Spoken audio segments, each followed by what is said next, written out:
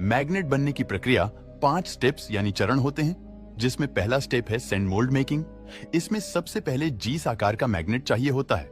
उसकी एक डाई तैयार की जाती है और उसे एक मोल्ड मेकिंग मशीन में लगाया जाता है और उसके चारों तरफ खास तरह की रेत भरी जाती है।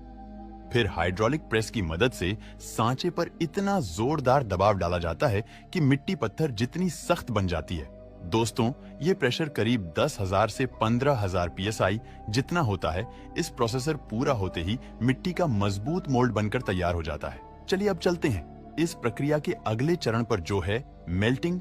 अब मैग्नेट बनाने के लिए ढांचा तैयार हो जाने के बाद उसमें डालने के लिए एक विशेष चुंबकीय घोल तैयार किया जाता है, जिसमें तांबा, कोबाल्ट, सल्फर, निकल, टाइटेनियम और आयरन जैसे मेटल्स सही मात्रा में लिए जाते हैं।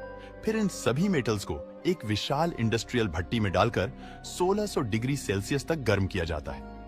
इतना गर्म कि सभी धातुएं पिघलकर लावा की तरह बहने लगते हैं और एक दूसरे से मिलने को तैयार होते हैं। चलिए अब फैक्ट्री में चुंबक बनाने के तीसरे पड़ाव पर बढ़ते हैं, जो है कूलिंग एंड मोल्डिंग। तो जब ये खौलता हुआ मेटल लिक्विड तैयार हो जाता है, तो इसे बड़ी सावधानी से उन मिट्टी के सांचों में डाला जाता है जिन्हें हमने पहले स्टेप में बनाया था, पर इसे ठंडा होने के लिए छोड़ दिया जाता है।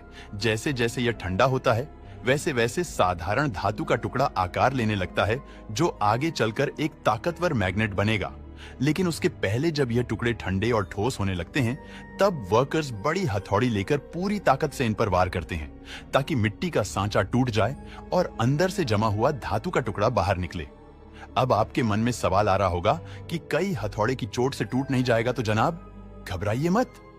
ये मेटल इतना मजबूत हो चुका है कि सिर्फ हथौड़े की चोट इसका कुछ नहीं बिगाड़ सकती, और इसकी ताकत का राज है आयरन कंटेंट, जिसे जबरदस्त स्ट्रेंथ यानी ताकत देता है।